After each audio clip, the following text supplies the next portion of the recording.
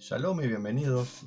Vamos a compartir juntos, paso a paso, la Parashá Vayeshev que toca leer esta semana. La semana que estamos ya en Hanukkah nuevamente de este complicado 2020, 5781. Quiera Dios que la luz alumbre y evitemos las sombras que nos enferman, que nos lastiman, que nos llenan de dudas que son nocivas. Prendamos cada día una luz más para ser más saludables, disfrutar más de la bendición, ser personas más armoniosas y con vínculos poderosos. Ahora sí, vamos directamente al resumen paso a paso de la Parashá. El tercer patriarca de nuestro pueblo de Israel, el patriarca Jacob, piensa sentarse en la tierra de los antepasados, en la tierra de Eber, en aquel momento conocida como Canaán, hoy conocida como tierra de Israel. Y en su mente está poder disfrutar ahora de la paz en la tierra prometida, de sus hijos y poder estar en un mundo armonioso. Pero así como el nuestro tiene sus conflictos, el suyo también. Y algunos de sus conflictos los provocó él queriendo o sin querer. ¿Por qué? Porque tenía a su hijo Yosef de 17 años, que había sido criado con todas las preferencias de un padre que hace ese tipo de cosas, preferencias. Por ejemplo, hoy nos cuenta la Parashá que recibió Yosef una túnica de príncipe, multicolor, con rayas, era propio de príncipes. Y eso era algo que lo diferenciaba de sus hermanos, que recibían otros regalos, otras atenciones, pero la preferencia estaba para este joven de 17 años. Lo que iba generando en su mente y en su inconsciente una postura de soy mejor que los demás, tengo derechos que los demás no tienen. Puede que sea cierto, puede que no, pero era la manera en que estaba criando Jacob a su familia y lo que provocaba el resentimiento, el recelo de los hermanos. Y esta situación llevó hasta que los propios sueños de Yosef se llenaran de un futuro mágico, un futuro de poder, un futuro de realización. ¿Por qué digo mágico? Porque él se vio en un sueño como el centro del universo, las estrellas, el sol, la luna rodeándolo y arrodillándose ante él, donde él era el poderoso en esta tierra y en el universo, como ocupando el lugar de Dios, vaya uno a saber. Era la mente de un jovencito que estaba trastornada por el deseo de ser más.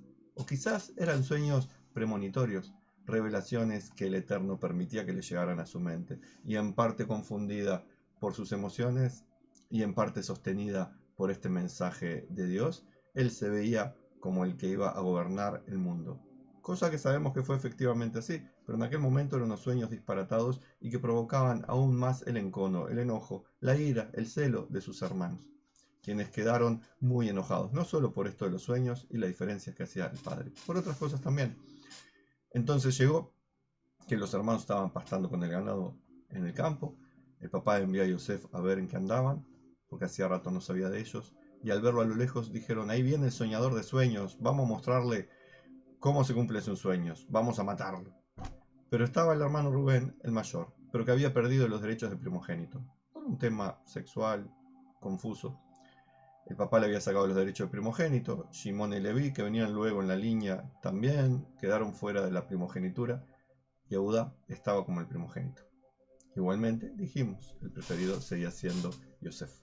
Rubén, al ver a su hermano Yosef que venía y que sus hermanos querían hacerle daño, pensó, si yo salvo al pibe y lo llevo a papá, papá me va a querer de vuelta y me va a devolver los derechos de primogénito. Por tanto, les dijo a los hermanos, no lo matemos, miren, hay un pozo, vamos a tirarlo ahí, con la idea de que cuando los hermanos se fueran a dormir, él iba a rescatarlo del pozo. Pero ¿qué pasó? No pudo salvarlo. ¿Por qué? Porque apareció una caravana que también llevaba esclavos rumbo a Egipto. Y ahí Eudá, también queriendo salvar a su hermano, dijo, no está bueno que nuestro hermano muera por nuestra culpa, sea directamente o de sed o picado por algún bicho en el pozo, vaya uno a saber, no es bueno, vamos por lo menos a venderlo como esclavo. Y así pasó, lo vendieron, pero otra parte de la caravana lo había rescatado antes y lo había hecho esclavo, así que lo vendieron, pero no lo vendieron. El hecho que el pibe no estaba. Rubén al ver eso se desesperó, no sabía qué había pasado, en realidad ninguno sabía qué había pasado. Yosef estaba siendo llevado como esclavo. Entonces los hermanos agarraron la ropa que ellos mismos habían desgarrado con odio, esa ropa de príncipe que hacía la diferencia entre Yosef y ellos, la mojaron en sangre un animalito y la enviaron al padre para que el padre con esa evidencia dijera que una bestia había matado al hijo, y efectivamente es lo que el patriarca dijo. Y quedó desconsolado, llorando por largos años esta desaparición, esta aparente muerte de su hijo. Mientras tanto, Yosef llegaba a Egipto y fue vendido como esclavo, fue comprado por Potifar, un ministro del faraón.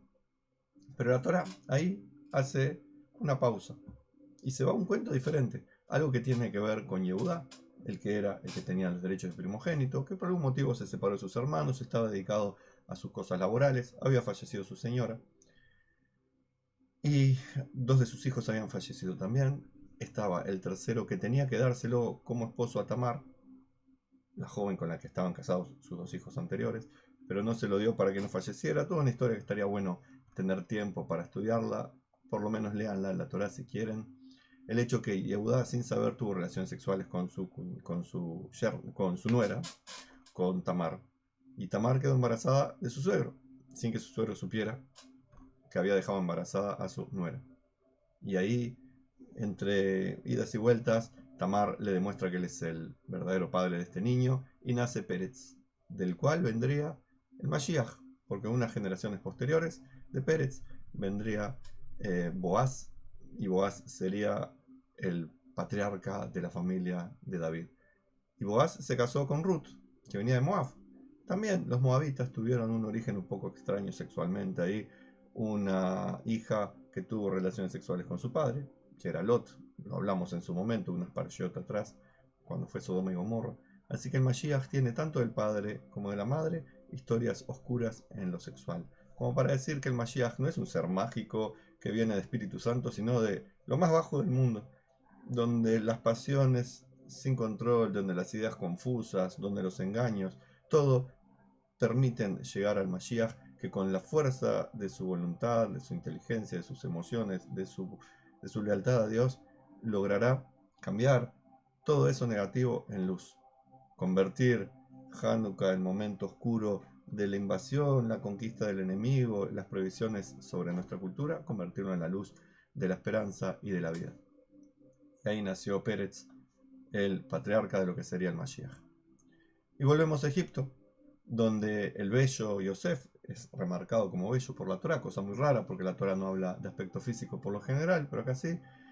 Es exitoso en su carrera como esclavo en la casa de Potifar y al mismo tiempo llama la atención de la esposa de Potifar, una señora que andaba necesitada de cariño, y vio a este joven hebreo, le gustó, andaba detrás de él, trataba de conquistarlo, de seducirlo.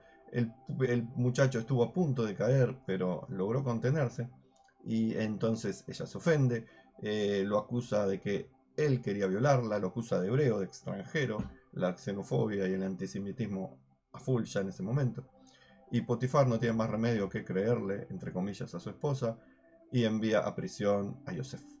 Y Yosef, estando en la prisión, también comienza a ser exitoso, porque era un tipo trabajador, inteligente, voluntarioso, con muchas cualidades, muchas habilidades, mucha buena predisposición, y Dios estaba con él. Y entonces llega a un cargo muy importante en la cárcel, lo cual le permitió estar en contacto con dos ministros que habían sido enviados a la cárcel por el rey, el ministro de vinos y el ministro de panaderías, y les servía a ellos y charlaban, etcétera, hasta que una noche ambos tuvieron un sueño, cada uno el suyo. Yosef se propuso interpretárselos porque él era un buen traductor de sueños, tenía experiencia en eso. Y como resultado, la interpretación que dio Yosef fue tal cual. Al panadero el rey lo ajustició, lo colgó, y al ministro de copas el rey lo perdonó y lo reasignó nuevamente a trabajar en el palacio. Y cuando se iba de la cárcel rumbo al palacio, Yosef le dijo: recuérdame, no me olvides todas las bondades que te hice para que hables de mí al faraón. Yosef ya tenía 28 años, ya había pasado 11 años desde aquellos sueños de grandeza, de aquellos regalos de ropas de príncipe, y todavía iba a permanecer 2 años más en la cárcel. Hasta aquí la para allá. Que tengamos un excelente Shabbat, una espléndida semana, un Hanukkah con mucha luz, Hagurim Sameach, una fiesta de las luces con felicidad, y que tengamos buenas noticias siempre. Shalom y bendiciones.